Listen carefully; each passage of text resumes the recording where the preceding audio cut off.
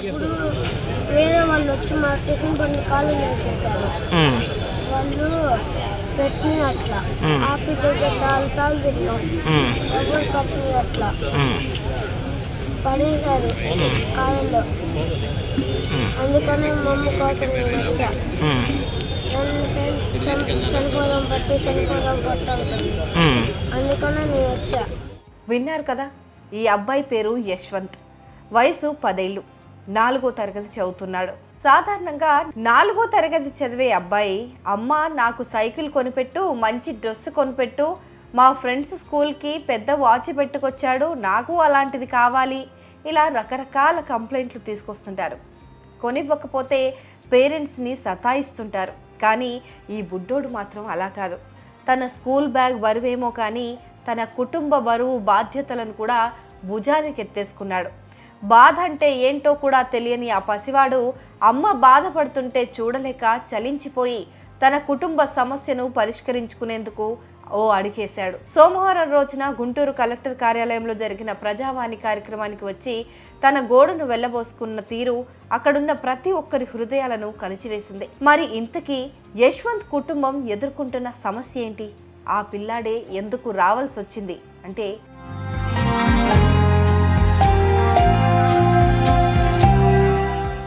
యశ్వంత్ తల్లి గుంటూరు ప్రభుత్వ ఆసుపత్రి వద్ద టిఫిన్ బండి నడుపుతూ కుటుంబాన్ని పోషిస్తోంది. తండ్రి ఏమో లారీ పనికని చెప్పి వెళ్తాడు.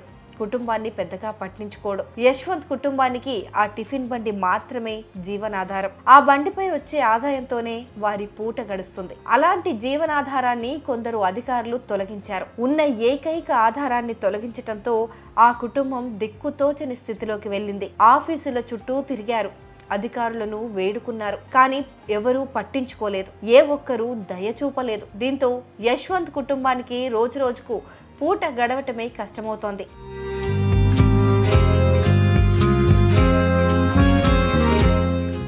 తన తల్లి రోజు బాధపడుతుంటే చూసిన యశ్వంత్, ఏమైందమ్మా, మనం మళ్ళీ బండి పెడతామా, హ్యాపీగా ఉంటామా అని అడిగాడు.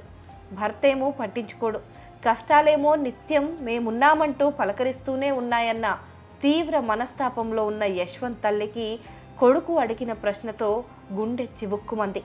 మన బతుకులు మారే బిడ్డ, ఉన్నన్ని రోజులు కష్టాలు పడాల్సిందే, ఈ బతుకు మనకొద్దు, చచ్చిపోదాం అంటూ పిల్లాన్ని గట్టిగా హత్తుకొని కన్నీళ్లు పెట్టుకుంది.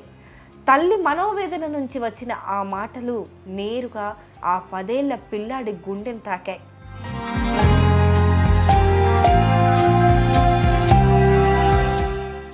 ఎవరిని అడిగాడో, ఏమని అడిగాడో, ఎక్కడ విన్నాడో, ఎవరు చెప్పారో తెలియదు. కానీ యశ్వంత్ మాత్రం సోమవారం రోజు బ్యాగ్ వేసుకొని ఇంటి నుంచి బయలుదేరి నేరుగా కలెక్టర్ ఆఫీస్కి వచ్చాడు.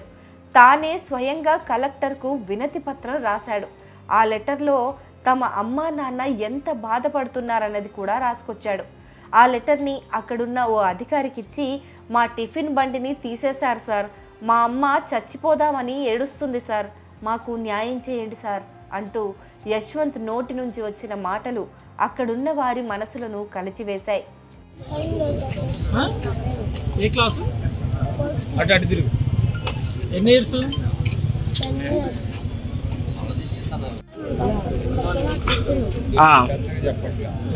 అప్పుడు వేరే వాళ్ళు వచ్చి మా టిఫిన్ బండి కాలు వేసేసారు. వాళ్ళు పెట్టిన అట్లా ఆఫీస్ దగ్గర చాలాసార్లు తిన్నాం. ఎవరు కప్పు అట్లా పడేశారు కాలంలో. అందుకనే మా అమ్మ కోసం నేను వచ్చా. చనిపోదాం పట్టాలి, అందుకనే నేను వచ్చా. ఎందుకు చనిపోదాం ఉంటుంది మీ అమ్మ? టిఫిన్ బండి అవ్వదు అట్లా పెట్టుకొని ఎట్లా ఉన్నారు, లారీ వెళ్ళిపోతారు, పట్టించుకోరు. చనిపోదాం అంటే నువ్వు ఇటు వచ్చావా? మమ్మీ ఎక్కడ ఉంది? వేరే టిఫిన్ బండి తీసుకున్నాను, వేరే టిఫిన్ బండి తీసుకోవడానికి.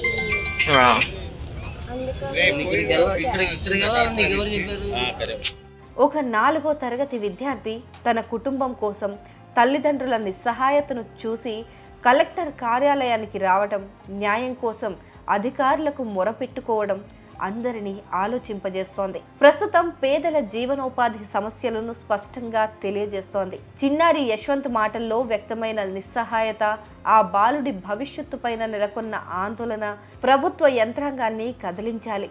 ఈ ఘటనపైన జిల్లా కలెక్టర్ తక్షణమే స్పందించి ఆ పేద కుటుంబానికి న్యాయం చేసి ఆ బుడతడి భవిష్యత్తుకు భరోసా కల్పించి వ్యవస్థ మీద ఆ పిల్లాడికి ఒక నమ్మకం కలిగించాలని అందరూ కోరుతున్నారు.